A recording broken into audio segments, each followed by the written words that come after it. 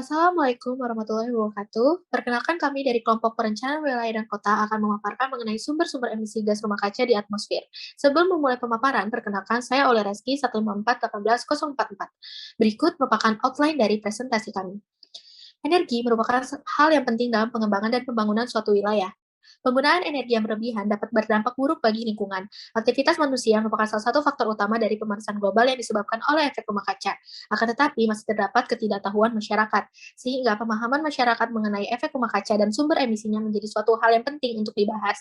Terlebih, sumber-sumber emisi GRK dekat dari kegiatan sehari-hari. Rumah kaca sebenarnya berupa gas yang ada di atmosfer, yang secara natural untuk menjaga planet bumi tetap hangat.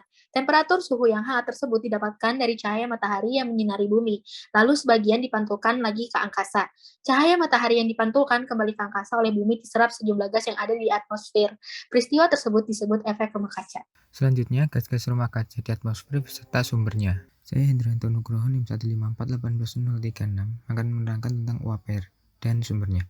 Uap air merupakan salah satu gas rumah kaca yang memiliki pengaruh sekitar 95% terhadap efek rumah kaca dibandingkan gas-gas lainnya. Jumlah uap air di atmosfer berada di luar kendali manusia karena bersumber dari seluruh permukaan bumi yang dipengaruhi oleh suhu global. Ketika suhu bumi naik, maka laju penguapan juga akan naik sehingga jumlah uap air di atmosfer akan meningkat. Kalau ditambah kenaikan suhu akibat gas-gas lainnya, maka akan lebih banyak air yang menguap dan menyebabkan suhu udara akan naik lebih jauh. Peristiwa ini yang dinamakan umpan balik positif. Meskipun uap air adalah yang terbesar dalam gas rumah kaca, namun memiliki massa konsentrasi yang relatif singkat karena bisa jatuh sebagai hujan atau salju sesuai dengan cuaca di setiap lokasi. Izin memperkenalkan diri, nama saya Muhammad Hafiz Ramadan, NIM 154171045 akan menjelaskan salah satu unsur yang terdapat pada gas rumah kaca yaitu CO2 atau karbon dioksida. CO2 atau karbon dioksida sendiri merupakan salah satu faktor terpenting penyebab pemanasan global yang disebabkan oleh kegiatan manusia. Banyak kegiatan manusia yang menghasilkan hasil CO2 seperti aktivitas budidaya pertanian, industri global, mobilisasi penduduk, pembakaran buangan gas fosil, serta beberapa faktor lainnya yang menyebabkan pada tahun 2019 kadar CO2 di iklim bumi sudah mencapai batas iklim tertinggi yaitu 419 ppm. Dengan begitu, dampak dari adanya CO2 sendiri adalah meningkatkan suhu permukaan bumi, naik ke permukaan air laut, anomali iklim, timbulnya berbagai penyakit pada manusia dan hewan, dan tentunya sebagai faktor terpenting terjadinya efek rumah kaca.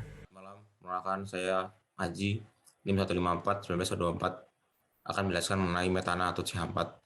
Gas metana adalah salah satu merupakan gas rumah kaca yang penting karena mempunyai nilai warming potensial tinggi dan tidak dapat diserap oleh tumbuh-tumbuhan.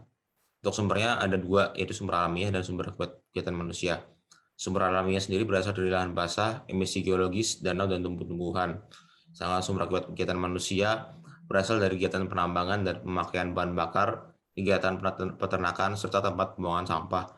Untuk tempat pembuangan sampah sendiri, sampah-sampah di bagian bawah ini akan mengalami keadaan kurang oksigen atau anaerobik dan terjadi proses dekomposisi yang menghasilkan gas metana. Oke, sekian, terima kasih. Perkenalkan, nama saya Safian Merdeka, NIM 1541709. Kali ini saya akan menjelaskan mengenai ozon. Ozon terdiri atas dua jenis, yaitu ozon yang berada di troposfer dan stratosfer. Di troposfer, ozon merupakan zat pencemar hasil sampingan yang terbentuk ketika sinar matahari bereaksi dengan gas buang kendaraan bermotor. Konsentrasi ozon terbesar, sekitar 90% berada di stratosfer dan 10% berada di troposfer. Ozon terbentuk dengan berbagai proses reaksi kimia, tapi mekanisme utama pembentukan dan perpindahan dalam atmosfer adalah dengan penyerapan tenaga sinar ultraviolet dari matahari. Lapisan ozon di stratosfer menyerap energi radiasi UV atau ultraviolet yang sangat tinggi dan mengubahnya menjadi energi panas sebelum mencapai bumi. Bila lapisan ozon menipis, maka radiasi UV akan mencapai permukaan bumi dalam paparan yang lebih tinggi. Terima kasih. Selanjutnya akan dilanjutkan oleh teman saya. Perkenalkan, saya Siti Sarah Salsabila, NIM 154180018. Berikutnya akan menjelaskan mengenai nitrogen oksida. Gas nitrogen oksida merupakan gas yang memiliki waktu tinggal cukup lama di atmosfer, yaitu 150 tahun, dan berperan sebagai penyerap radiasi terbanyak keempat di antara gas lainnya. Nitrogen dioksida dapat terbentuk baik secara alamiah dan man-made karena aktivitas manusia. Emisi gas N2O yang terbentuk melalui kegiatan manusia dihasilkan dari pemakaian energi, aktivitas pertanian, dan aktivitas industri. Mayoritas emisi dihasilkan dari sektor pertanian dan peternakan, yaitu hingga mencapai 65%. Hal ini disebabkan karena penggunaan pupuk atau limbah yang berbahan organik maupun anorganik, atau pupuk yang mengandung nitrogen. Penggunaannya dapat memicu terjadinya proses nitrifikasi dan denitrifikasi yang dapat meningkatkan jumlah emisi N2O. Ya, perkenalkan, nama saya Bernardino dengan NIM 1541945 akan menjelaskan mengenai gas CFC. Gas CFC atau gas klorofluorokarbon merupakan gas tidak beracun, tidak mudah terbakar yang mengandung atom karbon, klorin, dan fluorin. CFC ini digunakan sebagai pendingin karena sifatnya yang tidak berbahaya bagi manusia. Karena inilah muncul berbagai produk pendingin untuk di rumah, seperti kulkas dan AC. Lalu juga terdapat pendingin mobil sampai dengan pendingin pada gedung kantor besar. Dan penggunaan pendingin inilah yang menjadi sumber dari CFC. Dan selain itu juga ada penggunaan spray aerosol.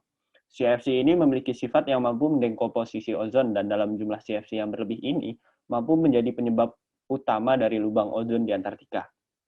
Sehingga dengan ozon yang tipis, maka jumlah sinar UV berbahaya yang mengakibatkan kerusakan biologis bagi makhluk hidup mampu mencapai permukaan bumi dengan jumlah yang lebih banyak.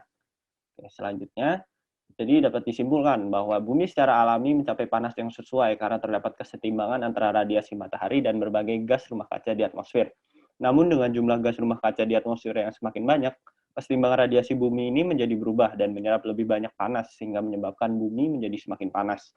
Berbagai gas di rumah kaca ini diemisikan secara natural seperti gunung meletus, proses fotosintesis sampai dengan pembusukan, dan secara buatan melalui aktivitas manusia seperti pembakaran bahan bakar fosil. Nah, peningkatan gas rumah kaca ini tercatat sejak abad 18, di mana manusia memasuki proses industrialisasi, sehingga dapat disimpulkan bahwa aktivitas manusia inilah yang menjadi sumber emisi gas rumah kaca terbesar. Oke, berikut adalah daftar pustakanya. Sekian dari kelompok kami. Terima kasih.